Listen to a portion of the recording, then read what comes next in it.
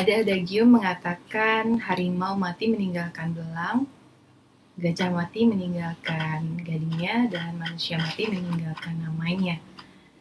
Edward Said memang telah meninggal tahun 2003 akibat leukemia di New York, Amerika Serikat. Tapi hingga saat ini karya-karyanya, pemikirannya masih terus hidup tak lekang dimakan oleh waktu. Hari ini kita akan ngebahas tokoh. Tokoh yang akan kita bahas hari ini adalah Profesor Edward Wadi Said. Ya, beliau adalah profesor asal Palestina yang menjadi guru besar di Amerika Serikat. Nah, kita lihat dulu biografi singkat dari Profesor Edward Said berikut ini. Edward Wadi Said lahir 1 November 1935 di Yerusalem pada masa kolonial Inggris. Bersama keluarganya, Said kecil hidup berpindah-pindah. Said menggambarkan masa kecilnya seperti hidup di antara dua dunia. Dalam memoirnya Out of Place, laki-laki kecil ini mengatakan, "Saya adalah seorang siswa aneh yang sering gelisah, seorang bocah Palestina yang belajar di sebuah sekolah Mesir dengan nama depan Inggris, paspor Amerika, dan tidak ada identitas yang jelas sama sekali."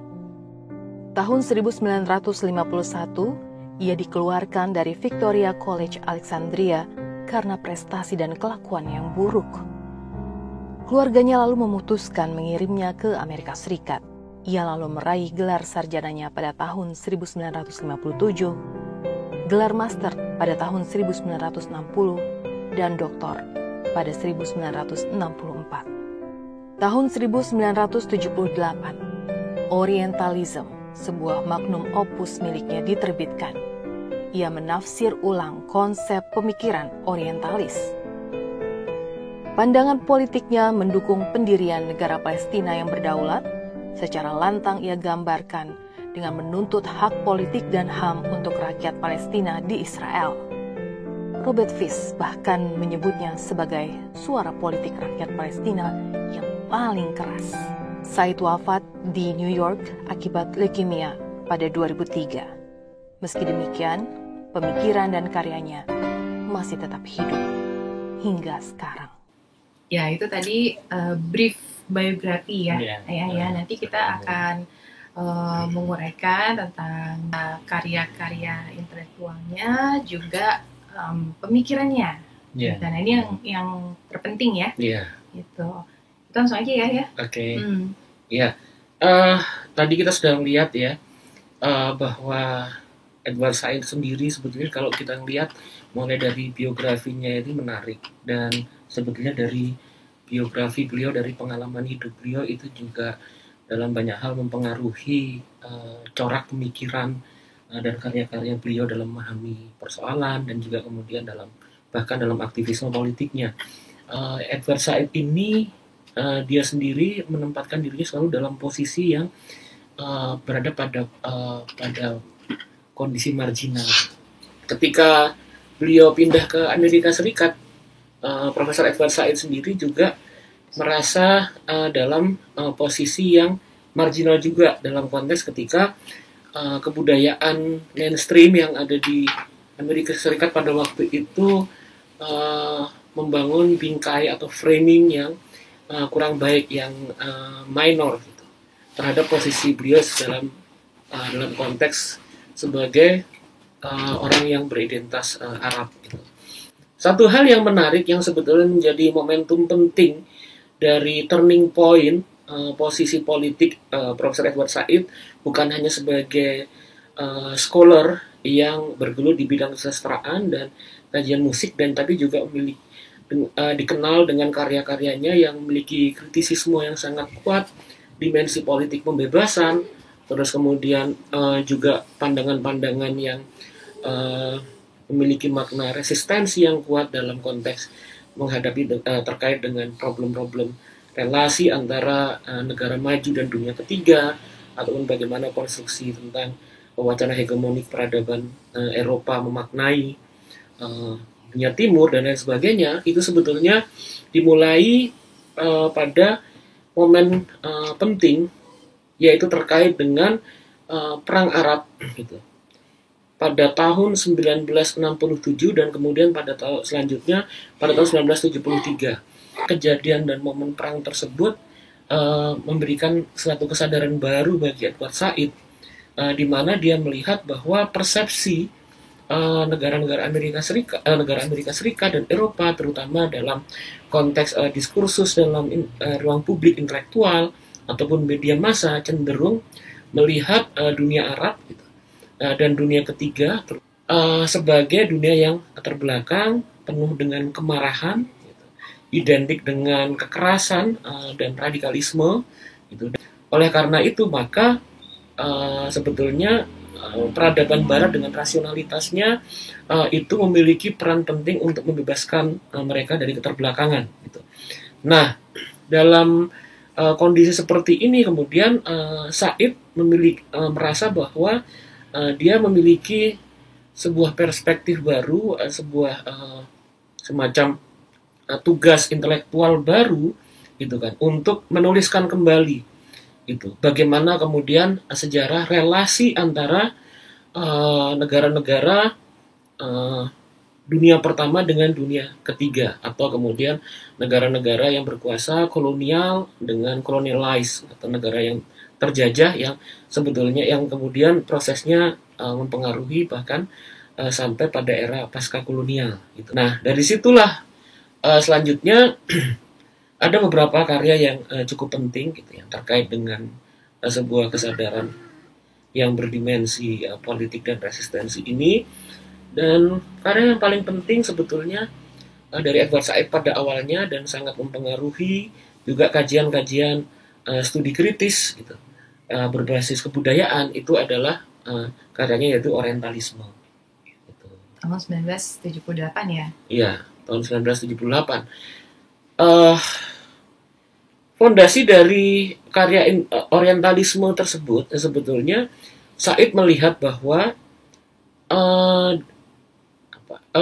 wilayah atau kemudian masyarakat yang selama ini didefinisikan atau difahami sebagai Timur dengan berbagai macam khasanah kultural, kehidupan sehari-hari, produk-produk kesusastraan dan kebudayaan, kemudian juga berbagai macam pandangan-pandangan filosofis dan politik yang hadir dalam ruang publik intelektual di Eropa, itu bukan sesuatu yang sifatnya natural, bukan yang memang seperti itu adanya, tapi sebetulnya itu merupakan sebuah konsepsi dan konstruktif, jadi terbentuk. Nah, terbentuknya itu oleh apa? Terbentuk yang tidak bisa dilepaskan oleh situasi dan konteks historis gitu, secara sosial dan politik dan kekuasaan, di mana kemudian baik diskursus intelektual yang berpusat di Eropa dan juga kemudian kekuasaan itu membentuk bagaimana seharusnya Timur itu didefinisikan dan direpresentasikan gitu. Ya, ini sebetulnya sebuah catatan penting yang menjadi fondasi dari karya intelektual Edward Said gitu, dalam Orientalisme. Ketika Edward Said melihat bagaimana kemudian baik dalam retorika politik yang dikumandangkan oleh para elit-elit politik dari negara-negara Eropa dan selanjutnya juga dari Amerika Serikat, terus kemudian bagaimana khasanah-khasanah intelektual sampai juga kemudian catatan perjalanan dan selanjutnya juga kemudian produk-produk kebudayaan dibentuk dalam konstruksi yang kemudian dikenal dalam pembacaan yang bercorak oposisi biner. Oposisi biner itu artinya bahwa dunia Timur dalam analisis kritis Edward Said itu kemudian dibutuhkan oleh dunia Barat untuk menjadi jadi the other of the West, jadi yang lain dari yang Eropa, sehingga kemudian bahwa dengan menunjukkan inferioritas gitu dari dunia Timur, maka dunia barat membuktikan superioritasnya Oke. gitu. Jadi ada apa namanya kayak komparasi ya gitu ya. Iya, jadi lebih tinggi gitu lah. ada komparasi, jadi ada posisi yang dimana superioritas dari dunia barat ditentukan dengan bagaimana dia memaknai dunia timur, gitu. Itu kemudian dalam ruang publik, intelektual dan kultural, juga kemudian di pembacaan di media massa, itu juga harus ditentukan dalam standar-standar diskursus pengetahuan yang sudah menjadi konsensus, gitu. Dimana misalnya ditentukan dalam standar-standar pengetahuan tersebut mana yang kemudian dianggap sebagai penggambaran yang valid dan representatif, mana yang tidak. Jadi semacam bahwa dunia barat ini menggenggam semacam otoritas gitu, untuk kemudian mendefinisikan dunia timur, untuk kemudian memberikan prasyarat-prasyarat secara intelektual gitu tentang mana definisi yang absah dan mana yang tidak gitu kan. Dan kemudian dari situ selanjutnya bahwa yang tidak bisa dilepaskan adalah bahwa terutama fokus Edward Said terkait dengan pendefinisian timur, pendefinisian negeri-negeri terjajah gitu di Arab dan Timur Tengah gitu. Dan tradisi bagaimana kemudian Barat itu, intelektual Barat itu membaca dan mendefinisikan itu, maka Said melihat bahwa itu berlangsung dalam konteks terjadinya penguatan dan pematangan tatanan kolonialisme dan imperialisme, gitu. Nah, Said juga melihat bahwa sebetulnya tradisi ini sebenarnya sudah berkembang dengan sudah cukup lama gitu. Tapi kemudian semakin kuat di mana pembacaan-pembacaan tersebut, pembacaan-pembacaan intelektual, pembacaan-pembacaan persepsi dominan tentang dunia timur ini kemudian dilakukan untuk membangun justifikasi terhadap proyek-proyek kolonialisme dan penguasaan negara-negara Eropa gitu, terhadap negara-negara Eropa dan Amerika Serikat pada akhirnya terhadap dunia Arab gitu, Timur Tengah dan dunia ketiga secara keseluruhan, secara umum. Gitu. Nah, di sini Said kemudian juga bertumpu pada dua kajian penting dalam studi sosial kritis, gitu. Yaitu pertama dia menggunakan pembacaan dari Michel Foucault, intelektual Prancis, gitu, yang melihat bahwa pengetahuan itu sebetulnya tidak netral, gitu. Tapi pengetahuan itu sebagai sebuah wacana, sebagai sebuah diskursus, itu memiliki implikasi kekuasaan, mengandung dimensi kekuasaan. Gitu. Jadi knowledge and power. Gitu. Nah, di sini Said melihat bahwa Foucault menjadi relevan untuk menunjukkan bagaimana konsepsi tradisi intelektual mapan Eropa terhadap Timur Tengah gitu, dan dunia Arab itu di dalamnya juga dalam proses pendefinisian, dalam proses observasi, dalam proses menentukan standar-standar, dalam memberikan penilaian terhadap makna mana yang valid gitu dan absah dan mana yang tidak. Di dalamnya terjadi proses kekuasaan gitu, menunjukkan. Nah, selanjutnya juga kemudian selain dari Michel Foucault, Edward Said itu juga berhutang pada Antonio Gramsci. Gitu. Nah, dalam konteks Antonio Gramsci ini dia melihat bahwa penguasaan terhadap suatu wilayah tertentu itu tidak cukup dengan proses dominasi. Dengan proses misalnya penaklukan secara kemiliteran, penaklukan secara militer, dominasi, penindasan tidak cukup, tapi secara fisik tidak cukup, tapi membutuhkan penaklukan secara intelektual, secara kultural, gitu, dalam praktek hegemoni, di mana ketika praktek hegemoni itu berjalan dan pemaknaan konsepsi pengetahuan tertentu terhadap objek gitu yang ingin dikuasai mendapatkan persetujuan dari banyak pihak, maka kemudian kesepakatan dan pembenaran terhadap bentuk-bentuk penguasaan itu berlangsung Gitu. Nah, itulah peran utama dari orientalisme sebetulnya. Gitu. Nah, ini misalnya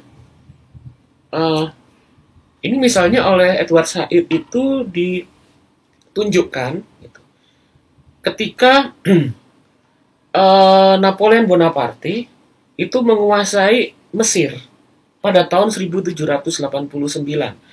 Artinya bahwa Napoleon Bonaparte itu kemudian tidak hanya membawa milisi dan tentara yang dalam jumlah besar, tapi juga kemudian di dalamnya, dalam proses penaklukan tersebut, dia juga membawa kalangan-kalangan intelektual dari Prancis, gitu, kalangan antropolog, kemudian sosiolog, kemudian sastra dan lain sebagainya, gitu, dimana Napoleon ingin menunjukkan bahwa supremasi dirinya, supremasi dari Prancis terhadap Mesir itu kemudian selanjutnya itu tidak hanya berlangsung melalui dominasi militer, gitu, tapi juga kesepakatan.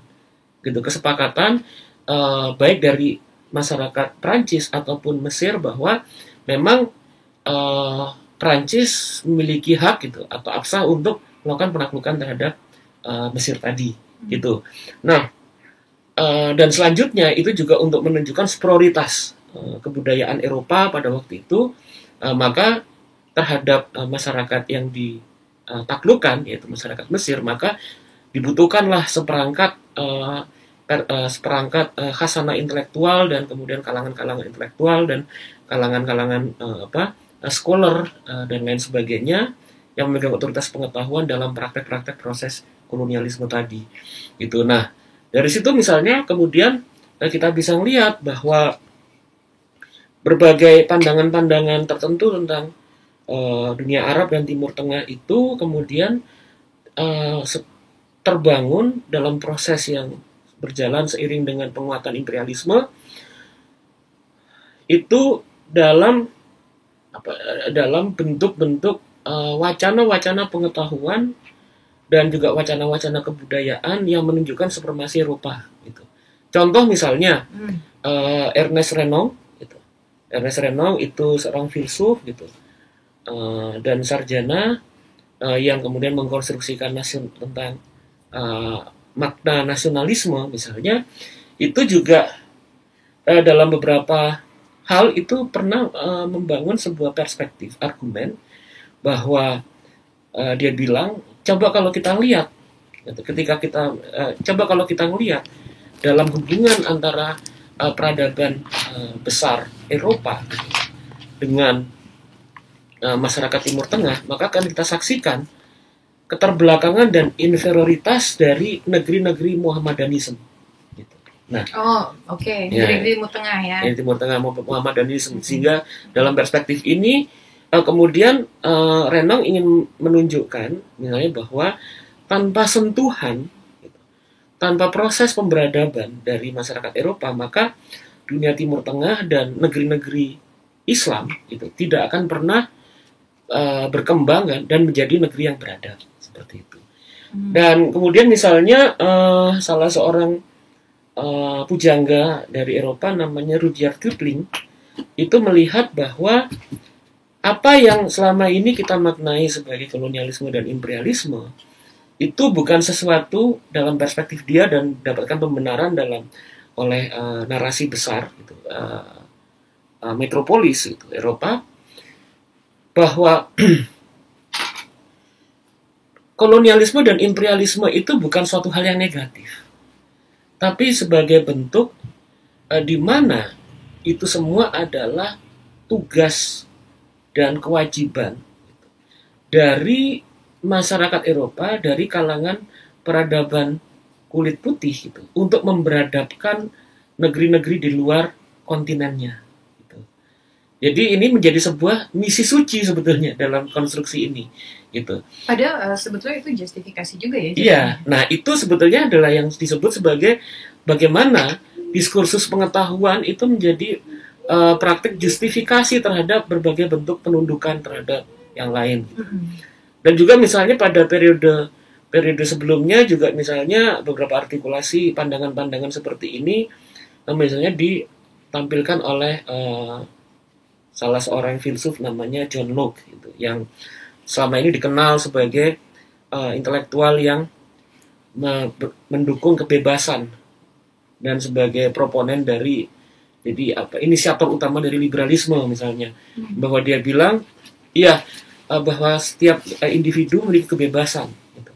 Dan juga kemudian setiap manusia memiliki hak terhadap tanah, tapi dia bilang bahwa keadaan ketika negeri-negeri di luar Eropa itu tidak memiliki kemampuan untuk mengelola tanahnya sendiri, maka tanggung jawab dan dan mandat untuk mengelola tanah itu menjadi kewenangan dari negara-negara Eropa, seperti itu, dari manusia-manusia beradab dari masyarakat Eropa gitu. Nah, hal seperti itu kemudian juga muncul, bisa terus berlangsung ketika kemudian Edward Said itu pada awal bukunya Orientalisme itu memperlihatkan bahwa dalam ketika tahun 1910 itu ada salah seorang elit intelektual, ketika pada tahun 1910 gitu, ada salah seorang elit politik namanya Balfour dari Inggris gitu, yang dia dia kemudian menyampaikan orasi gitu di parlemen Inggris yang mengutarakan bahwa kita memiliki pengetahuan tentang Mesir gitu. Dan Mesir, semua yang ada dari Mesir itu adalah apa yang kita ketahui tentang Mesir gitu. Tidak ada hal yang di luar pengetahuan kita itu memperlihatkan eksistensi dari Mesir. Dan oleh karena itu, karena kita memiliki pengetahuan yang paripurna terhadapnya, maka kita memiliki hak, memiliki kewenangan untuk menguasai Mesir. Dan dia bilang bahwa ini bukan soal supremasi ataupun subordinasi, bukan superioritas dan inferioritas. Ini adalah bahwa kita memiliki kewenangan dan tugas untuk menguasai Mesir karena kita memiliki pengetahuan terhadapnya. Nah, itu pede banget ya. Iya, itu pede banget, dan itu menjelaskan bagaimana pengetahuan yang aku maksud di awal tadi ya, tentang bagaimana pengetahuan dan kekuasaan itu adalah sesuatu yang saling terhubung secara kuat gitu. Oke. Nah, kemudian juga Edward Said melihat bahwa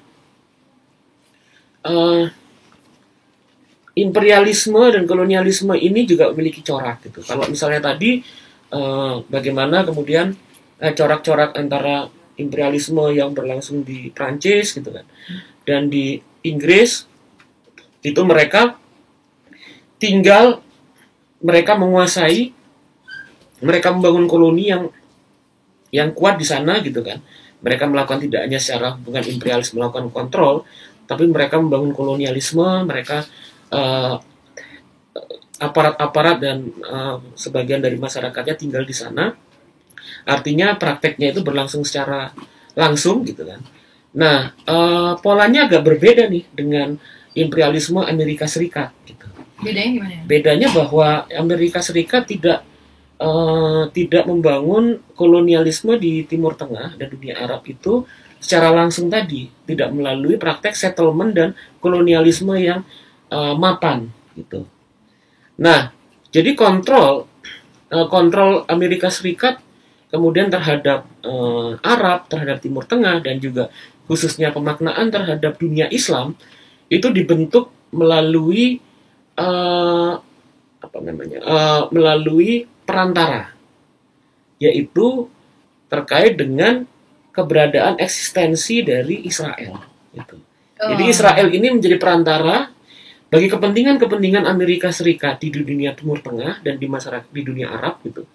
Dan dalam konteks inilah maka kemudian pengetahuan tentang Orientalisme dalam corak pengetahuan Amerika Serikat itu juga tidak bisa dilepaskan dari kepentingan dan juga perspektif representasi yang dibangun oleh Israel. Nah, inilah yang kemudian juga sangat memiliki pengaruh dan kontribusi tentang bagaimana perspektif pengetahuan, pemaknaan dan konsepsi kalangan intelektual arus utama Amerika Serikat dalam melihat Timur Tengah, Arab, dan juga dunia Islam. Itu. Nah, Edward Said juga kemudian di sini melakukan kritik terhadap berbagai kolega-koleganya yang yang membangun disiplin tentang kajian-kajian tentang ketimuran, tentang masyarakat Oriental dalam tanda petik gitu, dan juga Timur Tengah, Arab. Pertama, kepentingan-kepentingan power, kekuasaan, dan juga kemudian kepentingan-kepentingan ekonomi terkait dengan eksploitasi ekonomi itu sangat menentukan dan sangat terhubung dengan pengetahuan Orientalisme tadi.